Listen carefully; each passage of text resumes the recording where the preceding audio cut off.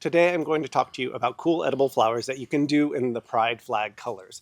Making a fabulous salad or a fancy cocktail is a wonderful gay way to celebrate pride.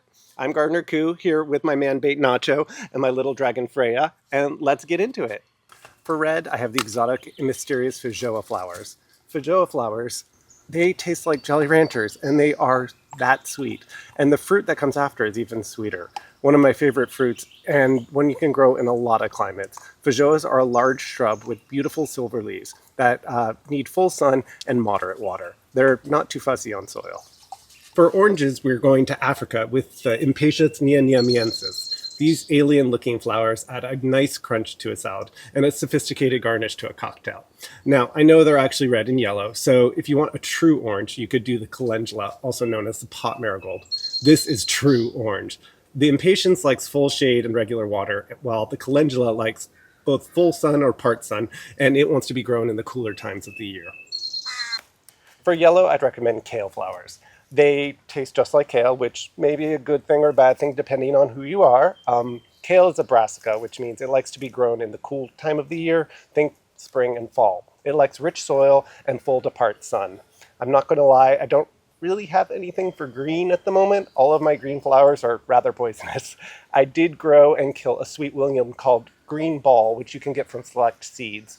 Sweet williams are also known as Dianthus, are cute little flower powerhouses. But seeing as I killed it, maybe you could just eat the buds off of the flowering kale stalk? For blue, we have the mildly invasive borage. The blue star-shaped flowers taste like cucumber. I grow it in my herb garden with full sun and regular water, and the bees really love it. For the next three colors, we're going over to the wonderful world of violas. Purple violas are super easy to grow, they freely reseed, and they attract beneficial insects. Black violas are a stunning statement. You can usually buy these around Halloween. I'm not currently growing any, or I would show them to you. For brown, we're going to use our imagination a little bit, and we're going to go with the yellow, dark yellow viola with stripes. These like full to part sun, regular water, and good soil. Okay, so we're coming around the bend for the final three colors, and if you've been enjoying this video, please like and subscribe. For light blue, you must try Love in the Mist, also known as nigella. These flowers are crazily shaped, and they really stand out in a salad or a cocktail glass. This is the plant where black cumin comes from. For the seeds, I actually just bought the whole spices from Amazon and planted those. Beware, they are heavy reseeders. They're not fussy about soil because these are growing in my path. Give them full sun to part sun.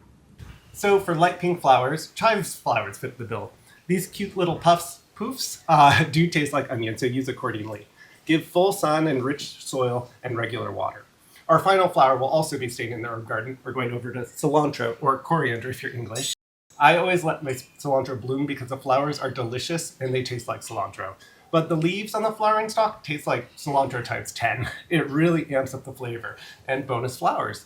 Grow cilantro in part shade and regular water. If you don't want super strong tasting cilantro, you want to never let it dry out. Never. That triggers it to bloom, although honestly it feels like everything triggers it to bloom. Mercury in retrograde, an angry bee, anything.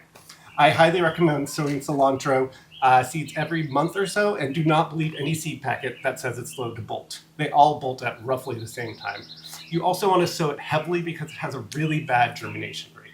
I will put all the names of the plants in the descriptions for you. Well, there you have it. Now go bake a big gay salad for me. Some contenders I left out are pansies, fuchsias, snapdragons, nasturtiums, even a few daylilies. Roses also make a huge statement in a salad, and you only have to pick one flower. I'm Gardener Koo, here with my co-pilot Nacho and Freya. Go get your hands dirty.